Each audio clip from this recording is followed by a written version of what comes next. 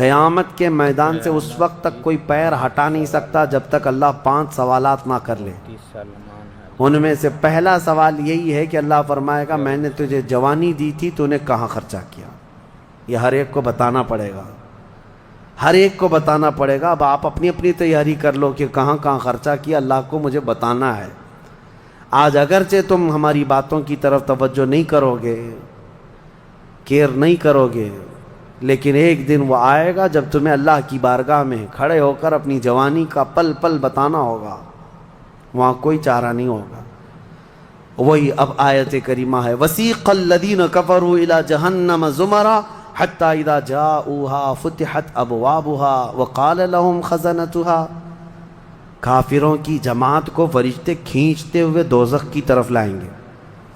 دوزخ کیسی ہوگی میں انشاءاللہ العزیز اس کو عرض کروں گا آخری میں، رمضان کے اخیر میں، کیونکہ یہ جو عشرہ گزر رہا ہے یہ جہنم سے آزادی کا عشرہ ہے۔ کاش اللہ ہمارا نام بھی آزاد ہونے والوں میں شامل فرمائے، کہ جہنم سے آزاد ہونے والوں میں ہمارا نام شامل ہو گیا تو پھر قسمت ہی قسمت سے۔ جب لایا جائے گا دوزخ کے کنارے جماعت کی جماعتیں آ رہی ہوں گی، جماعت، یہاں پر اللہ نے فرمایا زمرہ، زمرہ یعنی بہت کثیر تعداد میں جماعت کو کھینچ کر کے لایا جائے گا۔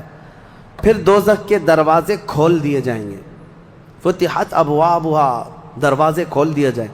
وقال لهم خزنتها، اور جو دربان ہے دوزخ کے دروازے پر، حضرت مالک، وہ فرشتے ہیں، بڑے سخت قسم کے فرشتے ہیں، وہ ان سے پوچھیں گے، جو جماعت دوزخ میں ڈالے جانے کے لیے لائی جا رہی ہوگی ان کو پہلے پوچھیں گے الم یأتکم رسل منکم یتلون علیکم آیات ربکم وینذرونکم لقاء یومکم ھذا، اے لوگو کیا تمہارے پاس اللہ کا کوئی رسول نہیں آیا تھا؟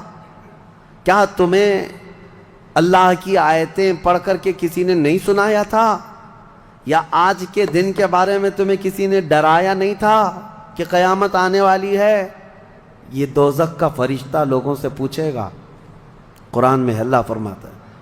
تو لوگ کیا کہیں گے؟ قالوا بلا ولکن حقت کلمۃ العذاب، وہ کہیں گے ہاں کیوں نہیں آئے تو تھے لیکن ہم جھٹلا دیے تھے، نبیوں کے پیچھے نہیں چلے، قیامت کے دن پر یقین نہیں رکھے، اور عذاب ہمارے اوپر واجب ہو گیا، ہم جا رہے ہیں۔ قیل ادخلوا ابواب جہنم خالدین فیہا، ان سے کہا جائے گا ادخلوا ابواب جہنم، داخل ہو جاؤ جہنم کے دروازوں میں، خالدین فیہا، ہمیشہ تم رہو گے یہاں پر۔ یہ کافروں کے لیے ایسی آواز آئے گی کہ وہ چیخ مارتے ہوئے دوزخ میں کود رہے ہوں گے۔ فبئس مثوى المتکبرین، اللہ فرماتا ہے کیا ہی بری جگہ ہے، کیا ہی برا ٹھکانہ ہے یہ گھمنڈ کرنے والوں کا، زمین پہ اترانے والوں کا جو اللہ کو نہیں مانتے تھے۔ اب سنیے، 1000 سال تک دوزخ میں جلتے کڑتے رہیں گے، پکارتے رہیں گے، پکارتے رہیں گے، اے مالک اے مالک اے مالک اے مالک۔ کون؟ جو دربان دوزخ ہے، دربان ہے دوزخ کے دروازے کا، وہ 1000 سال کے بعد سن کر کے پوچھیں گے کیا بات ہے تمہاری، کیا چاہتے ہو؟ کفار و مشرکین کہیں گے کہ ہماری بات کرا دے اللہ سے، ہماری بات کرا دے اللہ سے کہ کچھ ہم پر بھی رحم ہو جائے۔ حضرت مالک کہتے ہیں خدا قہار ہے غضب پر، خدا قہار ہے غضب پر۔ اللہ کریم کی بارگاہ میں بات کرنے کی بڑے بڑے فرشتوں کی ہمت نہیں ہے، کہیں گے ابھی نہیں میں بات کرا پاؤں گا۔ پھر وہ 1000 سال اور عذاب میں جلتے رہیں گے، چیختے رہیں گے۔ دوسرے 1000 سال کے بعد حضرت مالک پوچھیں گے کیا بات ہے؟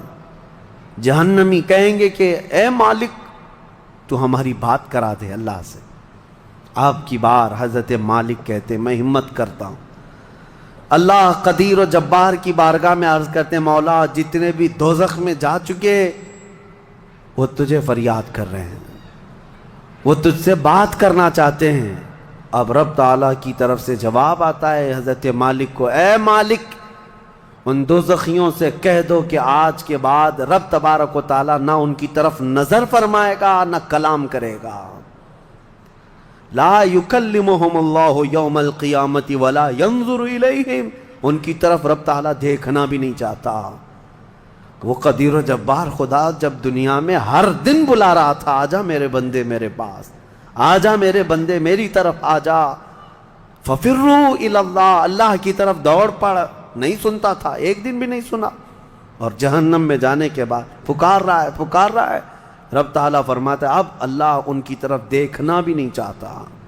حضرت مالک جب یہ پیغام سنا دیتے ہیں اللہ کا، جہنم میں ایسی چیخ نکلتی ہے جہنمیوں کی کہ پورا جہنم ہلنے لگ جاتا ہے، کانپنے لگ جاتا ہے ان جہنمیوں کی چیخ سے، کہ اب ان کو کہہ دیا جاتا ہے خالدین فیہا، اب تم ہمیشہ کے لیے رہو گے یہاں پر. اسی لیے میرے عزیزو کفر سے ڈرو، کفر سے ڈرو. گناہ کرنے کے بعد معافی ہے لیکن کفر کی معافی نہیں. اسی لیے اولیاء امت ڈرا کرتے تھے کہ کہیں موت سے پہلے ایمان چلا گیا، کفر پر موت ہو گئی تو کیا ہوگا، پھر ہمیشہ کے لیے دوزخ میں جانا پڑے گا. نہ وہاں کسی کی سفارش ہوگی نہ کوئی شفاعت ہوگی. شفاعت اور سفارش گنہگاروں کے لیے ہے، کافروں اور مشرکین کے لیے نہیں.